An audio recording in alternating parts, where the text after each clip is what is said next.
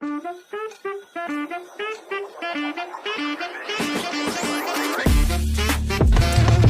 ladies and gentlemen, episode 2. Did you think we'd get this far? Did you think we'd make it? Absolutely not. Especially not with the way that we're set up today.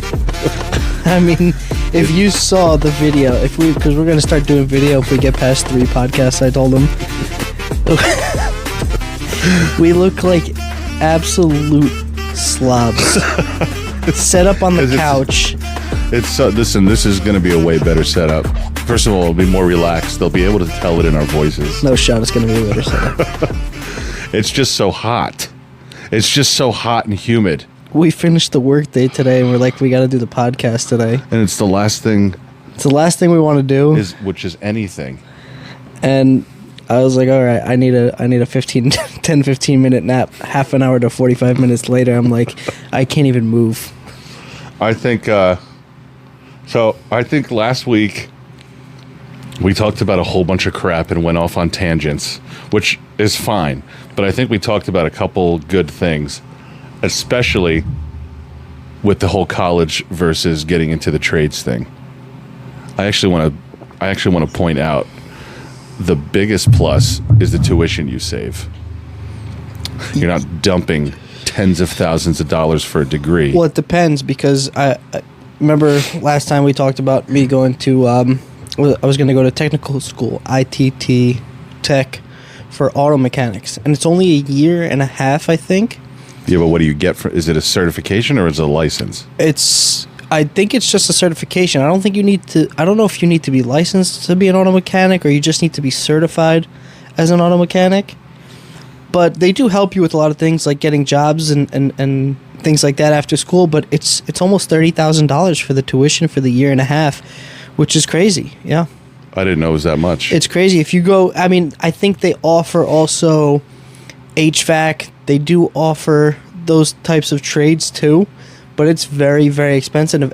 And if you don't get grants, you're paying about $30,000 for that year and a half. So we were talking, and I think you were at the conversation that Paul had gone to his kid's job fair or trades, or when his daughter was graduating, he goes over to the school, and it has all these tables, and they're giving out scholarships and stuff like that. And there was one trade scholarship being given out to one kid that wanted to do it.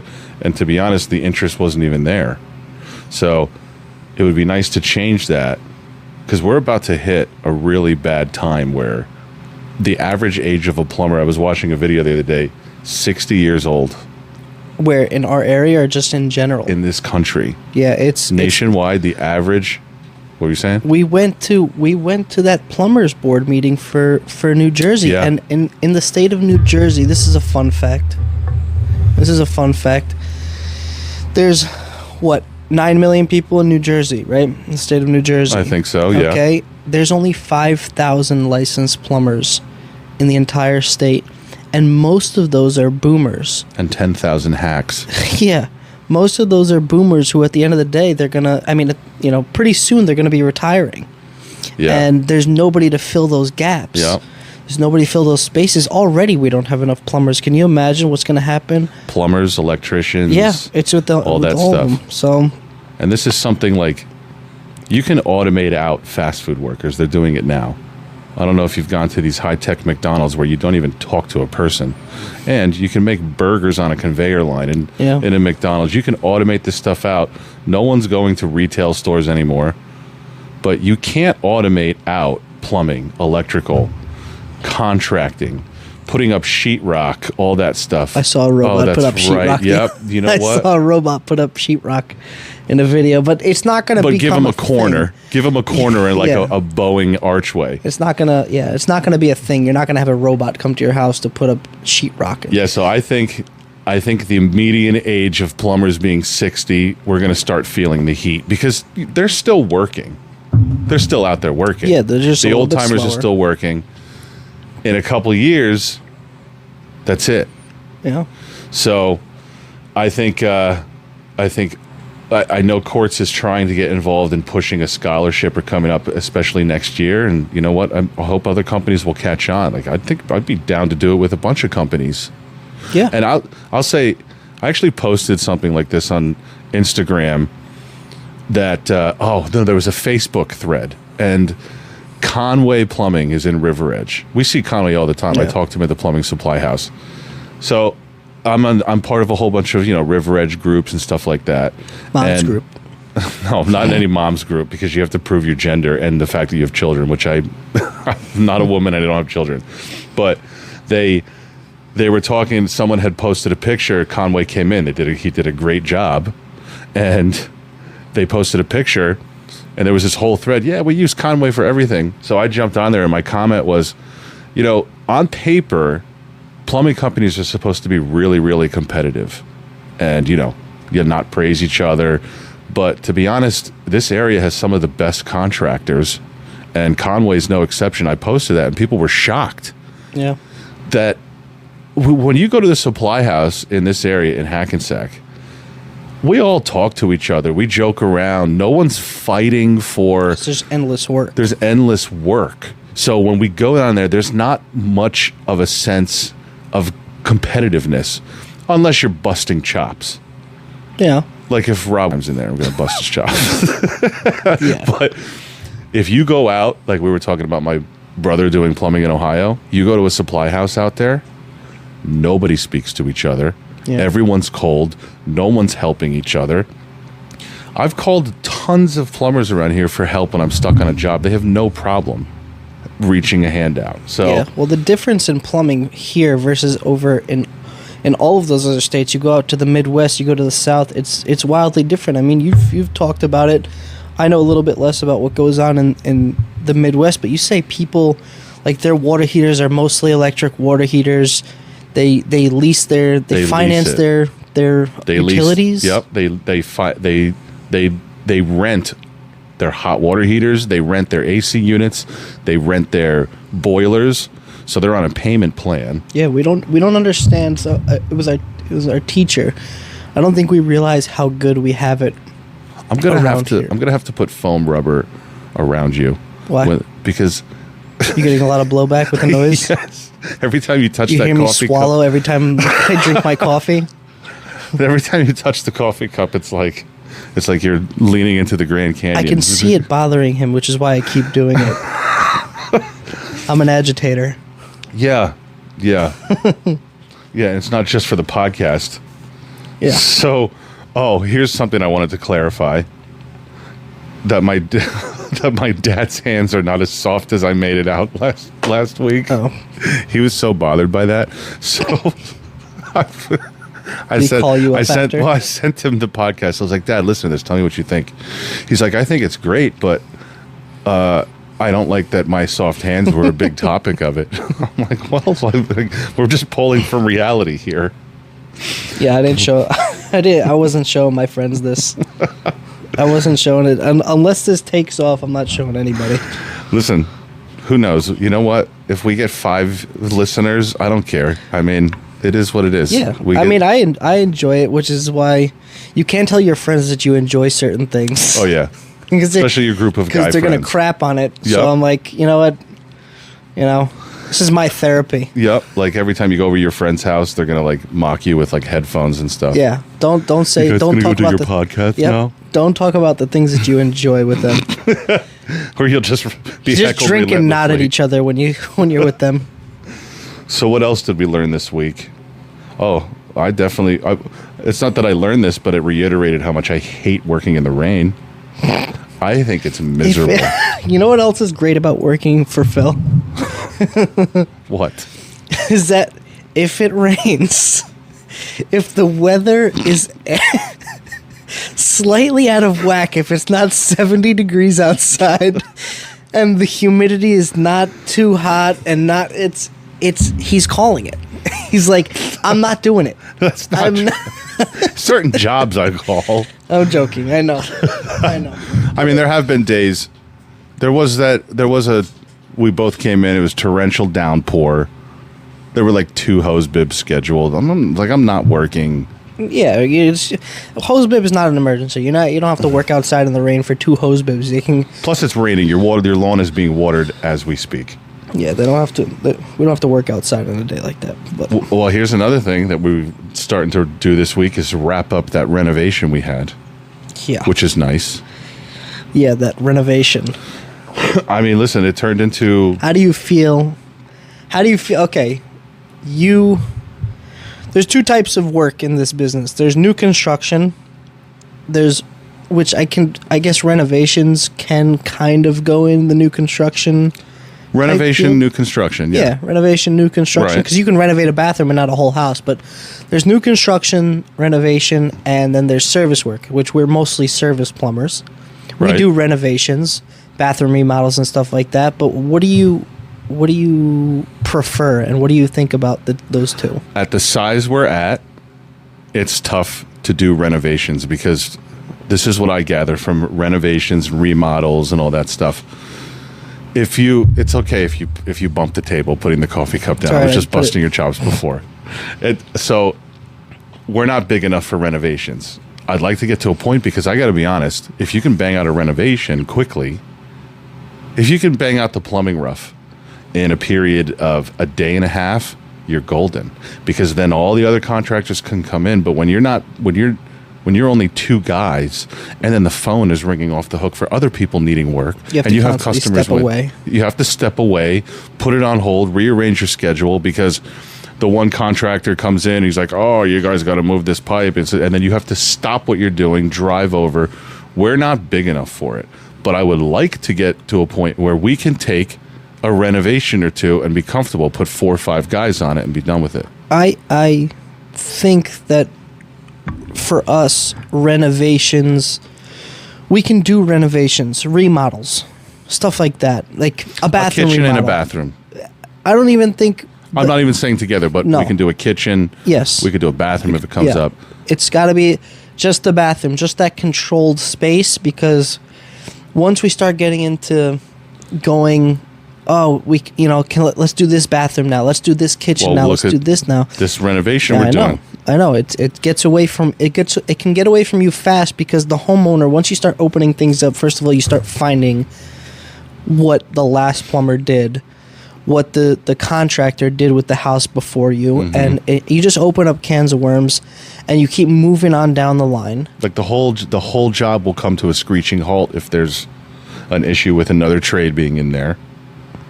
You know, they needed to re-support that entire bathroom upstairs with brand new beams, beams that went across the entirety of the kitchen. We opened the walls and just found a nightmare. It needed to get done. I mean, listen, that was more than just a renovation. We did the boiler, water heater, redid the laundry room downstairs, redid the kitchen, and it wasn't just a kitchen. It's a kosher kitchen, which means you need the 2 sinks, Yeah. you need the 2 stoves, and they put a bar sink. Now we're getting finally to the end of it, and it's turning into a beautiful, beautiful job. I mean, the homeowners picked out beautiful tile. The countertops is gorgeous. But to get there, and then the other thing, the other bathroom upstairs that we had to redo because when we opened the walls, we found out that the shower pan has been leaking behind the wall for months. It looked like years. Yeah. And there was mold and everything, and the insulation was just absorbing it. But here's what the homeowner told me, that before they bought the house, no one had lived there for like a year and a half. No. They bought it with no one living there, which is even sometimes worse. Yeah, because when stuff doesn't move, when stuff doesn't get used, it starts to deteriorate. I'm glad we're finally getting to the end of it. Yeah. It happens to us every year, though. Because heating work drops off, and what are you going to take? You have to take a couple renovations here and there. I agree. I did turn one down today, though. I agree that you have to turn down renovations here and there. As with a company our size. With the company our size, I think we just need to stick to remodels. If it's a bathroom, if somebody wants to redo the bathroom, okay, no problem, we can do that. That in our slow season, not even in our busy season. But it's very, very difficult with stuff like this where it does get away from us. I mean, we basically did the entire house. Yeah. Yeah, that is true. Like, there's only one bathroom that we didn't touch. Well, that's my opinion. Service work, to me, is where it's at. Because, first of all, it's highly skilled. You need to know what you're doing. You can't just go in there and be a schmuck. So if If you're going in there with knowledge on how to do service work on a boiler, work on a water heater, fix some plumbing that you can access, change a bit of the sewer line, for me, that's where it's at. Because you can get in, you can charge the customer properly, you get in, you get out, you make your money, and you move on. You put a good warranty, you give them a great warranty, and then you move on, and then that's it. You move to the next one.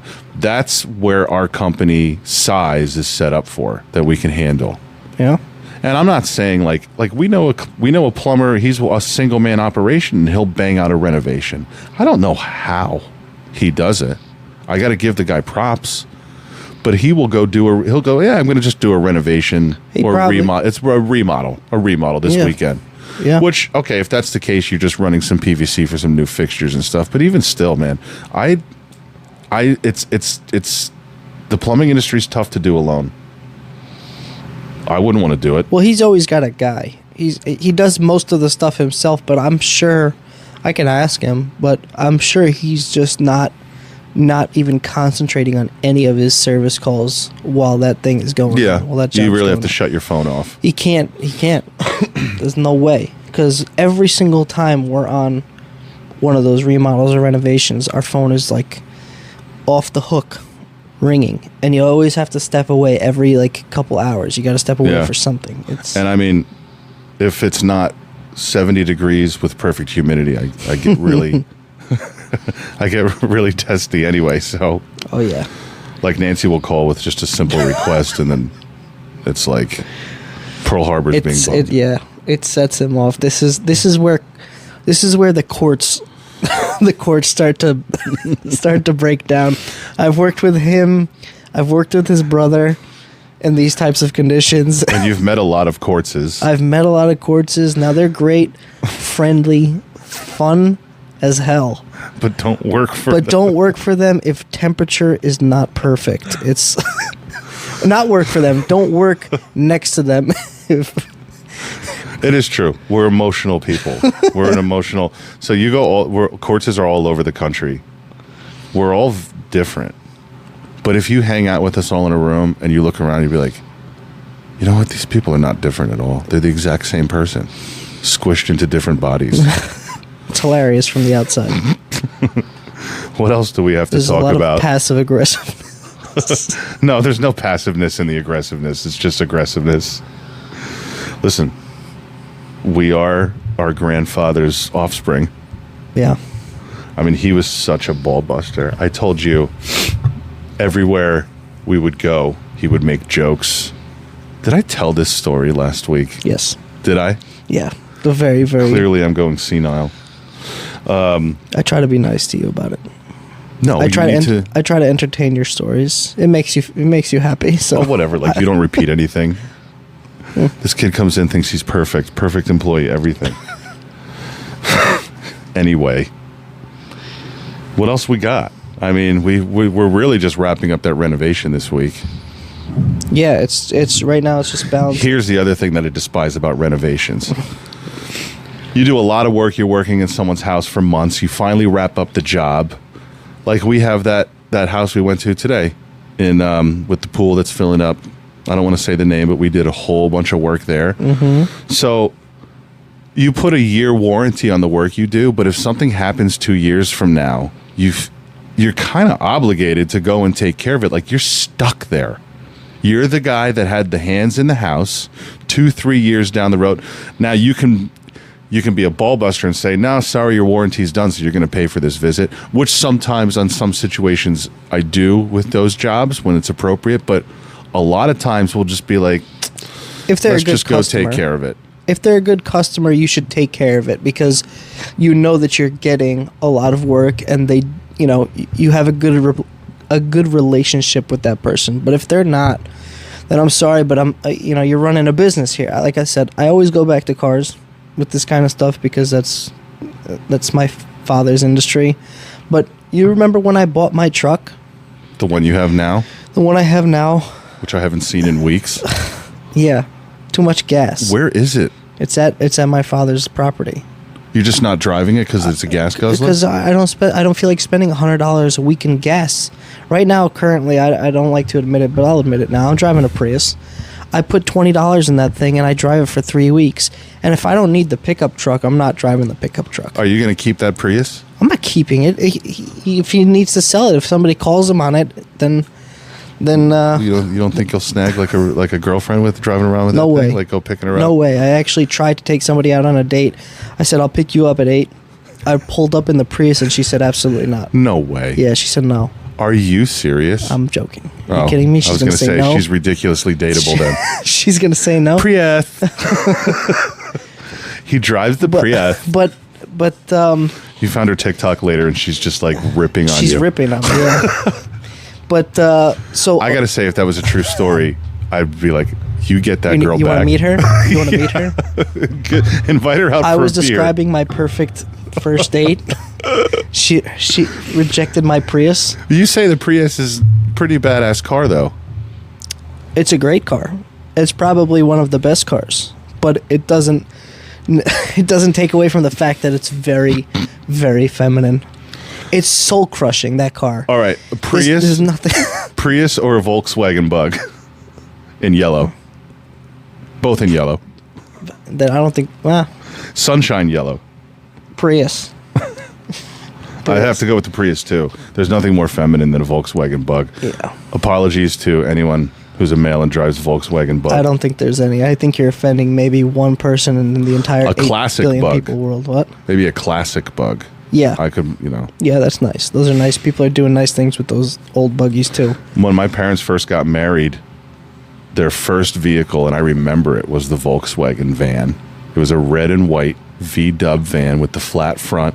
It had carpet in the back. I'm trying to remember because this is when I was really, really young, but there was brown shag carpet in the back, one seat. It was mostly open. I don't remember them driving it for very long, but it was just a cool vehicle. If they kept it, it would have been worth a lot of money. I know. And they were worth nothing back then. Yeah. No one wanted them. Well, everything was cheap then. Well, the reason they drove it around because they like went out of style. My parents were broke. Yeah. And that was the van they got. That the one they could only. It had no seats in the back. But I want to just to the point that I was making was that truck that I have now. It's going back to the warranties and obligated like that. I bought that truck. It cost me like $25,000. Okay, it's a 2015 GMC Sierra. All right, they had dropped the price down. I bought it from a brand new Lexus dealership, and they didn't want to give me a warranty on the truck At all, because it wasn't GMC. It wasn't a GMC dealership. Okay. So it was a Lexus dealership. Somebody had traded in that GMC. They didn't want to give me a warranty at all. I was like, "Are you kidding me?" Like, my father's in the business. He sells $7,000 cars, $5,000 cars, $6,000 cars. He gives a warranty with at it. least 30 days. Something. And they were like, no, we don't want to give it. And I was They like, wouldn't even give you 30 days. They didn't want to give it to me. So I kept going back I left the dealership. I went there like 3 times. And eventually on the 3rd time, they wanted to, they started talking about it, a warranty. And I was like, listen, you guys are starting to bother me I want the truck. Okay, there's a reason why I'm back here the 3rd time, but I'm not leaving here if I don't get a warranty. And I hate to admit this, but I was like, you've been dealing with me, and I'm not that nice to deal with, all right? But you're going to bring your father in. I'm going to bring my father here, and it's going to be over for you people, because my father, he's an immigrant, and he's loud and aggressive. And no shame. And he's going to walk out of there. They're going to give the keys to that GMC with a 3-year warranty. Powertrain bumper to bumper. Yep. And it still won't be good enough. And that's what happened. You brought him in? I brought him. Well, I called him when I was there, and he goes, "Put me on the phone with the guy. Put me on the phone. Put me on the phone with the manager." I put him on the phone with the manager. The guy comes back like 10, 15 minutes later. He's like, all right, listen. You're completely defeated. You're going to get a warranty. We're so sorry. I'm not even joking, dude. This is not a joke. You're going to get a warranty. The car is 25. Okay, they dropped it from 30 already because they couldn't get rid of it. You're getting a warranty. And then what happened was that... Did you hear any of this conversation between him and your father? No. Ugh. No. Oh, man. No, I just gave him the phone, and that was it. My father, he went 20 minutes on the phone with him. And I'm sure he said what I said. Listen, I'm in the business. I know what the car is. How are you going to sell a car $25,000 with no warranty? Like, you're out of your mind. Yeah. And my father, he told me the first time that I went there when I was negotiating with them, he goes, get out of there. Don't even... I wasn't going to stay anyway. But 3 weeks after I had that truck, I don't know if you remember, catalytic converter went bad. Yeah. That check engine light came on, catalytic converter went bad. Now I have the warranty. Right at the end of the warranty. They didn't want to honor it. Because they said check engine light doesn't mean... Because I got a warranty engine and transmission. And they didn't want to honor it because the catalytic converter has nothing to do with the engine. It's got to do with emissions. Did you threaten him with another phone call from your father? So that's exactly what happened. Listen, I will get this man on the phone right now. And once I threatened my father, he goes, listen, no problem. It's like an $1,800 job. That is so funny. It's like an $1,800 job. And he goes, we got it. Sorry. So they just made $25,000. I mean, to be honest. They didn't make $25,000. That's what they traded Okay, it well, in for. I mean, you know what I mean. But yeah, you want to get something for a good price, you bring my father. So how do we make this applicable to running a small business? To plumbing? Not even plumbing, just a small running business? a small business. Well, I can get my father on here. He can tell you. He goes, just have no shame. Yeah. Okay, so that's kind of the point is what I'm saying. It's like you have to be good. He's good to his longtime customers. He knows he has repeat buyers. A lot of his business is repeat buyers. Same thing with this. You have a lot of repeat customers who you have to treat well because they keep using you. Yeah. Now you have new customers that if they already start complaining and they don't like your pricing Right. and they don't like your the way you work or the way the way we do our business, then it's not the worst thing in the world to be like, listen, I have another company. I'm not the guy for you. Yeah. Well, we have another company. You know what? There was a learning curve for me because when I first came into this business, I wanted, like, the customer was always right to me. And that's just not true. And it's not bashing the customers because, listen, we have 1,200 customers on our roster. We really don't have horrible customers. No. And we get the new calls we get, like, they just fish themselves out anyway. You know, they're not going to like us regardless of what they do. They're just going to go somewhere else. Yeah. But what I had to learn, and it took me 2 to 3, maybe even 4 years of the fact that we're out there, we have acquired a certain amount of knowledge, a certain amount of tools that you don't have. Mm-hmm. And I'm killing my body. I'm upside down under your vanity for 2 hours trying to get this thing out and then in. I'm cutting myself. I'm hitting my head on every pipe in the basement. Like, we are... I hits do. his head on every pipe. 100 times a week. Like, I don't know why it still hurts when I do it. I do it so many times. But we are out there, and we've seen all the problems that you're bringing us to your house for. We know how to fix it. Us in the trades, we deserve to make a good wage. And I will find that, like, there is a general consensus, and this kind of bothers me a bit, that people still look down on the trades as when we come in. Like, you don't go to the grocery store and haggle over your bill.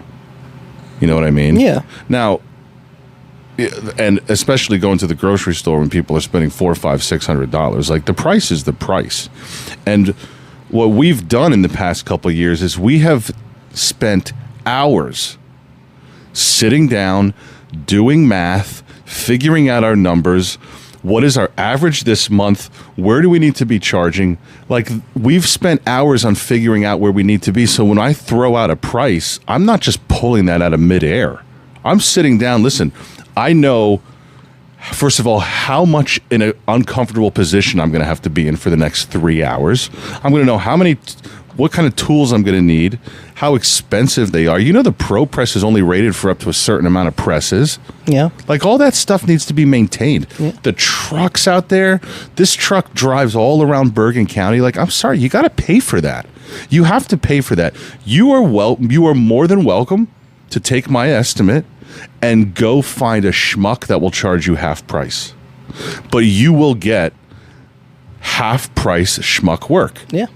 You know what I mean? Yeah. So it really comes down. You're paying for the knowledge. You're paying for the knowledge. You're paying for all that. You're paying for the tools, the knowledge. I mean, our tools cost a lot of money. You may have a win-win situation when you find someone who's half the price, but I'll tell you one thing, that guy is not taking care of his employees.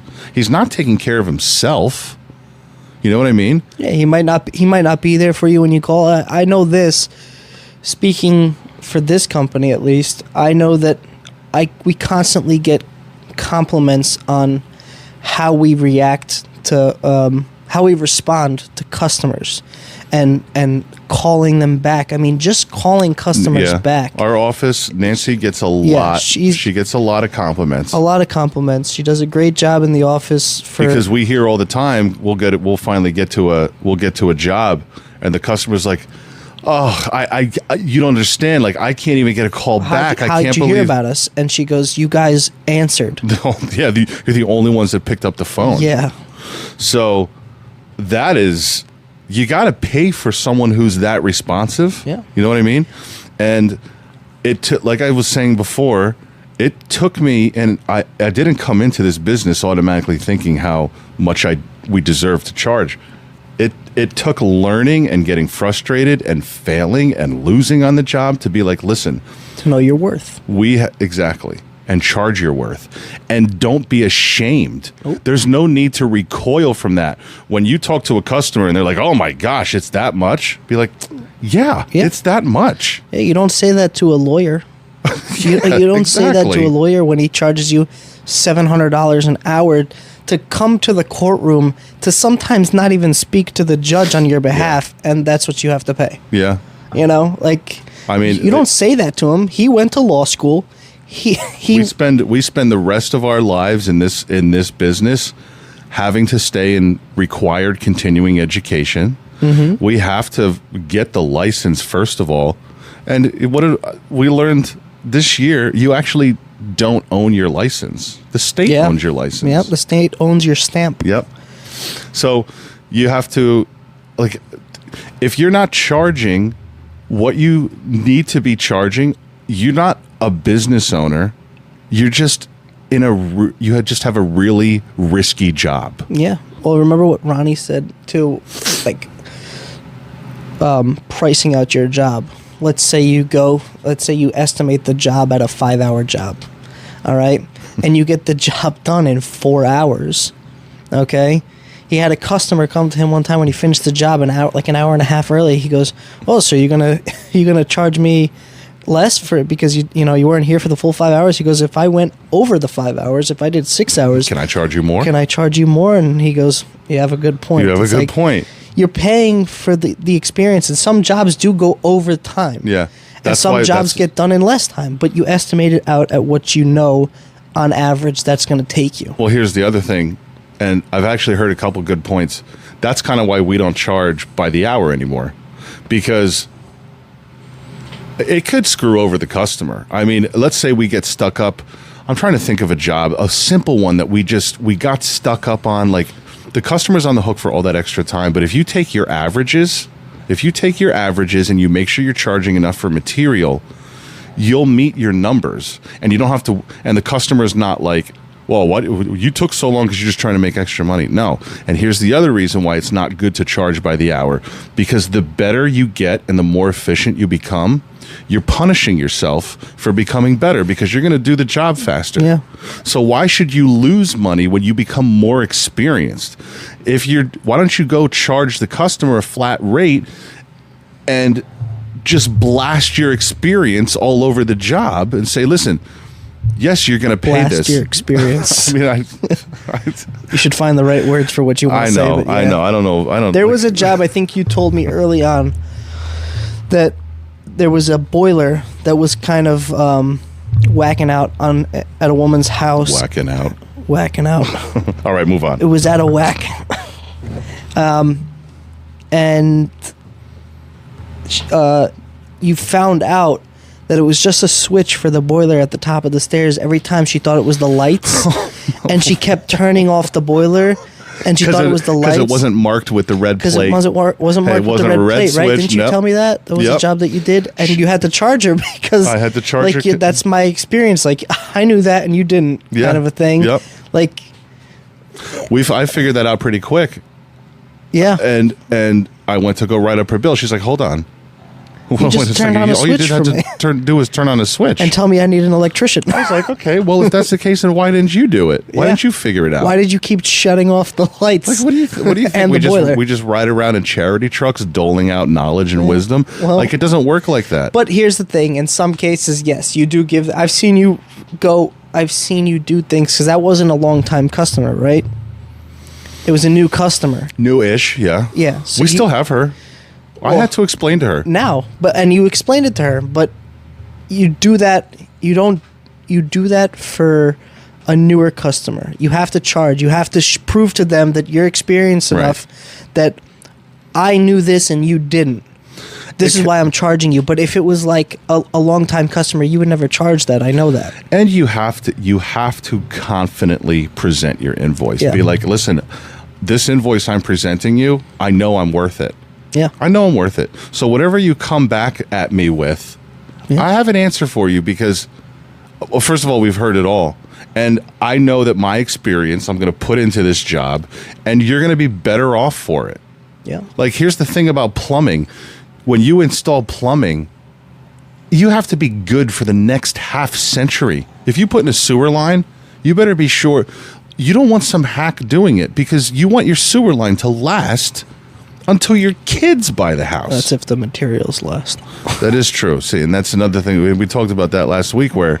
You're going from mostly metal and heavy-duty solid products to everything is plastic. Everything is plastic. I mean, PVC's been around since the 80s? I think PVC is great. I think it's a great material. Yeah? Lightweight, durable. You know, if it catches... You know why you can't use it in commercial applications? If it catches fire, Super toxic. Yeah. And so was lead, and they used lead for everything. Yeah, well, I mean, that's why we have this commercial job coming up. No, it's not even a commercial job. It's that residential job in a really big house, and the architect's calling for cast iron. But the stupid thing is, the floor below it is all PVC, and the floor above is all PVC, which we're not changing. He just wants in the middle of the house. Yeah, that doesn't make sense. No, I'm trying to get him on the phone. He won't respond. But engineers think that they're God's gift to the world. And I don't know if this is completely true, but we did hear that thing where architects make their money by writing into the plans more expensive the type of material because they get a percentage of that. The type of material that you're using. Yeah. That's why they'll put in expensive toilets and stuff like that.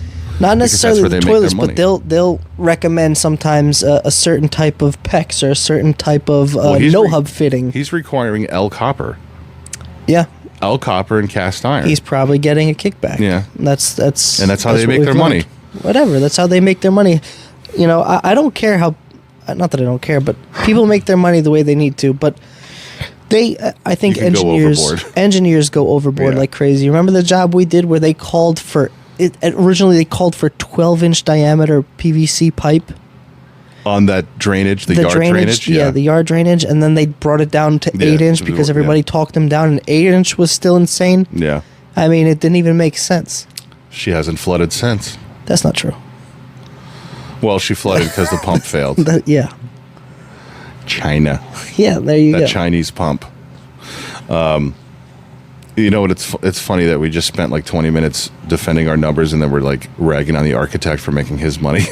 Whatever. No, I don't. Listen again. I don't care what he makes. It doesn't bother me. But if you're going overboard with, you know, the type of material that you want to use, then he should know. We should say something. I think. Well, listen. Mostly this week we've talked about pricing and numbers, and I think. Besides putting in the work to figure out what your numbers should be, it's confidently selling yourself as being worth those numbers. Yeah. That's the biggest thing. And if you lose the job, first of all, if they're going to hassle you down to the point where you're going to start taking off a lot of money, You're going to lose. Yeah. There's no point in taking that job then. You're already losing with that customer. Don't take a job where you're going to lose money just to take a job. Yeah. Even if you're slow. Because if you're going to take this job just to take it, to stay busy, and you're going to lose anyway. Well, how do you know that? Because you can kind of tell I'm up talking front. About experience. You know that from experience. Experience, yeah. You've had that situation happen to you. You know those trigger words that the customer uses. Those little triggers, you'd be like, and that make the hairs on the back of your neck stand up. What are those trigger words? Okay, give me your best price. Give me your best price. This is my best price right here. I'm giving you the price. giving you this price. Yeah. If you're calling me for the best price. By the way, that's my father. What? But give me your best price. I'm not paying for it. You know he got. Doesn't he have a T-shirt that says that? No. You know what happens? You know what happens sometimes, my mom told me, that he'll hassle with like the worker that's doing the job or whatever job it is. He'll haggle with him. Let's say the guy gives him, okay, it's going to cost $500. He goes, $500? It's $200. That's what you're getting. Okay? The guy will laugh it off, do the job, and he'll say, okay, it's $500. And my dad's like, here's 200, right? And that's how he thinks that's it. It's over. Well, my mother will give the guy the extra the balance of 300, but my father needs to feel good. Like he got that. He got him down to 200. You can take the man out of the Middle East, but you can't take the Middle East out of the man. He got for him in his head, and he's sitting outside looking at this beautiful project that the guy did, and he's like, I got that for this price. Max, can you believe that I got down to that We should price? have him. We should get him on here because he's a business owner. Yeah. He's running a small business. 35 years he's in business. Yeah. And his longtime partner left him last year. I mean, that's got to be. Yeah. He's had to adapt.